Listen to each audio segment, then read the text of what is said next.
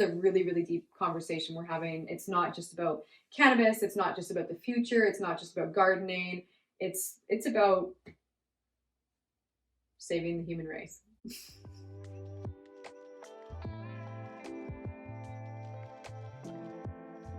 My name is Haley Nagasaki, and I am a journalist and I'm a horticulturalist as well.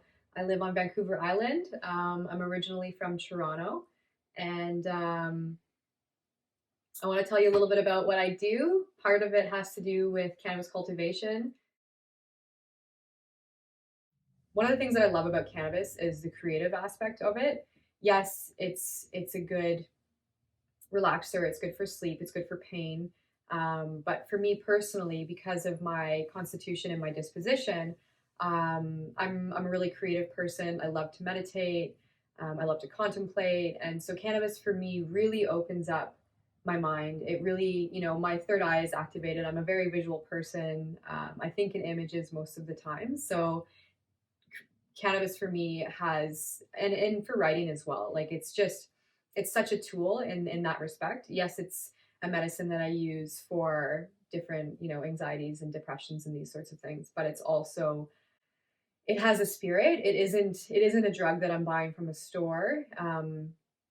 You know what I mean? We have an endocannabinoid system in us. I wasn't born with a deficiency for, Valium. Like I wasn't born with my body doesn't require Advil. Like I have these receptors that are open to this beautiful medicine, and she has a spirit, it's a feminine spirit. That's why, cannabis is very passive. You smoke cannabis, you have creative thoughts, you feel at peace. It's the whole make love not war. These plants are bringing this message forth because it's these states of harmony and balance that we as a species, I think, that's our natural state. I think that we're joyful, we live in partnership, we live in communities, and I think that we've been a little bit isolated. There's a bit of a disruption gone on, an imbalance between the masculine and the feminine, to name one of the imbalances, right? And I think that some of these more feminine plants can remind us of that. It can show us these areas that need, some attention, and then they can also help to regain that balance. Cannabis offers a really unique imprint, and when you work with that plant spirit in your own cultivation, you're also offering your own energetic imprint on that. When you're able to produce your own medicine, small scale, organically, with love, with intention, these are all ingredients that are being put into the plant itself, so that when you have this beautiful finished product, it not only carries the vibration of the ancient wisdom that the cannabis plant holds, but it also has your own unique energetic imprint. One of the reasons I think it's important to be connecting spiritually with these medicines that we're cultivating is because it's a beautiful journey, and it's also a healing journey. Getting back to nature is getting back to ourselves. And so when I have a tent in my living room, I have a 5x5 cannabis cultivation grow tent. I use Mars Hydro lights and the tent as well, and 5-gallon cloth pots. I use soil and cocoa, which is like the husk of coconuts, as a medium, and then living soil. So I feed my plants microbes. I feed them some organic nutrients. I feed them rainwater. All of this is in my space, and I'm a journalist. I'm a horticulturalist. I'm a maker of things. I'm a dreamer. I'm a meditator. All of this is all in my creative space, and my plants are here with me. So when I'm in a creative flow, they're bearing witness to that, and as spiritual, energetic beings as well, they are taking that in as well, and just by virtue of being in my space. And it's likewise, I can feel them. And a lot of people who I've shared this with, some of my close friends, they've said, they feel my energy when they consume my cannabis, and they can feel my magic when they're sitting quietly with it afterwards. Not everybody can use cannabis. I wasn't always able to either. I had really bad anxiety. I felt down on myself. I felt self-conscious for many years, and I realized that she was trying to show me something.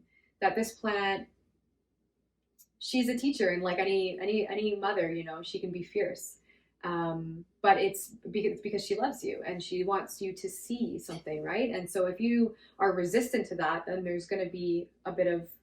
might be some discomfort. Um, but if you are open to that and you're receiving that and you're saying, okay, what are you showing me? What do you have to offer? What are you telling me? And this is, you can do this without plants. You can do this anytime a negative, so to speak, emotion comes over. But the plants bring us into real time because, especially when you get into some of the psychedelics that are a little bit more potent, they really bring you into the here and now. It's about being present. They don't really give you an option to be elsewhere. And so when they're telling you something, you can look at that and you can work with it. And you don't have to smoke a blunt. You don't have to do a dab. You don't have to take a bong hit. You can take a tiny little. You can microdose your cannabis. You can microdose any plant medicine. You can microdose anything really. I mean, and this can help you develop a practice. I never gave up on trying to have a beneficial, relationship with cannabis because I I love the plant. I love the way it looks. I love the way it smells, the flavors, the fact that it's so useful for textiles and for food source as well. It nullifies radiation in the soil, hemp and cannabis. It's just such a beneficial plant that because I wasn't having a positive effect from it at a time, didn't mean that I wanted to give up on that, because I knew that she had something for me and that I maybe needed to work a little harder for it. And I did. And I finally was able to correct the things that she was offering. I graduated university in 2015. I did an English degree with some geography. I was always had a journalistic flair. I didn't necessarily study journalism, but I kind of wanted to marry this interest I had with writing, with environmental issues, and then alternative healing methods, and this sort of segued into cannabis by virtue of being in Vancouver at about 2016, 17, before legalization. There was a lot happening. Um, and so I kind of dove into that, and I was working with a couple different magazines. I wrote for a few different publications, and I spoke to a lot of people. And it was a good experience, but there was something I was missing, and I kept hitting these walls, and there was something that I wasn't quite getting. And when I realized what that was, it was this connection that I was missing, this tangible thing that I had always long to have, this relationship with nature and with plants. And I didn't realize that I could take it upon myself to cultivate for myself. And so I was shown how to grow, and I decided to get a medical cultivation license for myself. I went back east. I stopped writing for 2 years. I started studying horticulture. I was growing plants for myself, and this completely transformed me as an individual. It showed me, it gave me a sense of accomplishment and purpose almost. Yeah, I could write, but maybe I didn't feel represented, or I didn't always feel compensated for the work that I was doing. But these plants, they don't have all of our human hangups. I can sit with them and nurture them, and they will grow, and I can see the work that I'm doing right there, and then they bear fruit, and it's, what I mean, it's the most beautiful thing. It's so therapeutic, and we know this. We know how therapeutic the natural world is, and working with different animals, and so on. So I had this experience of connecting with these plants, which then encouraged me to have my own garden and cultivate food, which informs, largely what's going on in the world, and why it's important for people to be food sovereign, and to not necessarily be relying on the trucks coming into the cities to bring us our food. I think it's important to take it upon ourselves, or at least, connect with a network that is working towards this, whether you might not have the time to do that, but you can go to your farmers market, or you can invest in a CSA box, a community supported agriculture incentive, and you can have fresh produce delivered, and you can be supporting people like myself, or people, other individuals who are working hard. It's farming's not easy, and it doesn't have a huge reward, but the work is the reward, and it's worth it. And so I learned this, and I moved back out west. I landed here September 20th, 2020, and I've been here about 6 months now, and it's been the biggest 6 months of my life. I listened to my heart. I realized that there was an issue. I went back. I began reconciling this. I came home to myself. I arrived here empowered, continued cultivating my plants, built a greenhouse, began working on a hemp farm. From there, I developed new relationships with writing, with a brilliant woman I'm working with in California named Amanda Ryman. She has a new platform called My Personal Plants, and I'm working with her on that. I'm producing content for her. We're also working on another project. I'm not going to speak about it just yet. And then I began writing a newsletter for myself because I had something that I wanted to share, and I wanted to share with my friends and family. And so I've just been following this flow, and it's not because someone told me so, and it's not because I thought that this would make me, a big living. It was because this, to me, is the only path. I have to. This is the path that's in front of me, and I'm following it, and I'm listening, and I'm co-creating, and it's just been so, so, so beautiful and so rewarding. And I'm just getting started.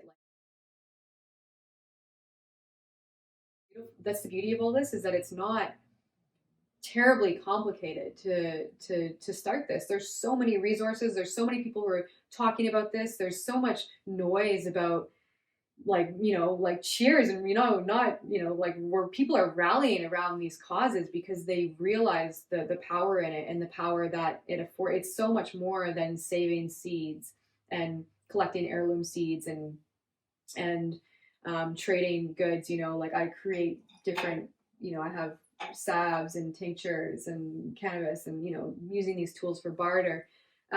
It's so much more than that. It's really coming home to who we are, um, as beings. We're not isolated. We shouldn't be connected from our neighbors and from our microbiome. I believe that in order for us to move forward in a positive way, we need to come back together again, and that's what nature does. And so if we find that harmony, and it doesn't necessarily have to be cannabis, I have an affinity for it. Not everybody does. Maybe it's rosemary. I love rosemary. Oh my goodness, like, there's so many things, applications for that. Maybe you're a wild crafter and you forage nettle and you use these beautiful herbs to produce soaps. It's There's so many different things. Maybe you're a master fermenter. Maybe you make beautiful kimchis and kombuchas and kefirs and all of these amazing cultured foods that are, we have to come together from all of our little stations and bring our products together and bring our ingenuity together and bring our ideas. And from here, we can, when we take back, when we don't have to rely on anything else, and when we have love, and when we have connection, and when we have joy again, there's so much. We don't have to talk about that, but we know, right? And it doesn't have to be that way. It really doesn't. People I was disempowered because I disempowered myself through negative thought patterns, through what have you. I kept myself in my own prison, and I used isolation as a coping mechanism. And then I developed issues whereby the community of my gut was failing, and I didn't understand, and I was so disconnected. I didn't know my body rhythms. All of this has been a journey of coming home and of healing, and a lot of that has to do with the plants, with this connection that I fostered with something that was so much bigger than myself.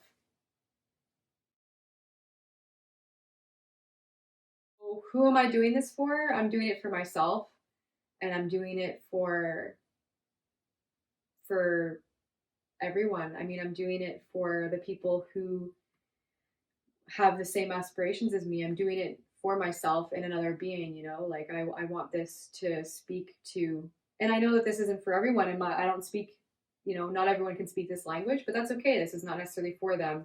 It's for the people with the same, who resonate together. And that's who I'm speaking to right now, because I think that we need to all come together. It's the time for that.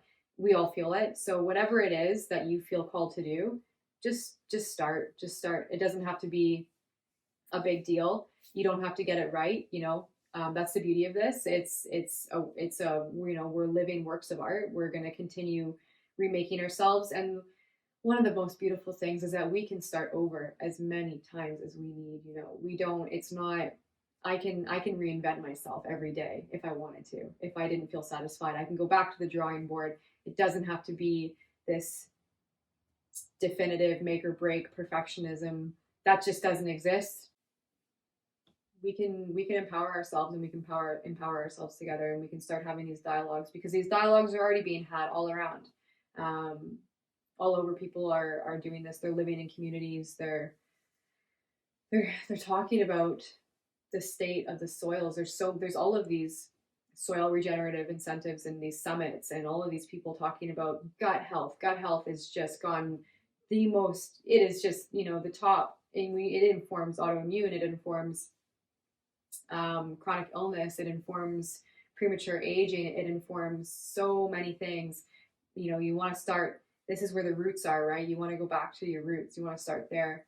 Um, and then also, I'm speaking from a feminine perspective, and um, I wasn't always connected with my femininity, and then I realized how powerful it truly is, and how it's this way of being, this co-creative, mutually beneficial, um, you know, creative artwork.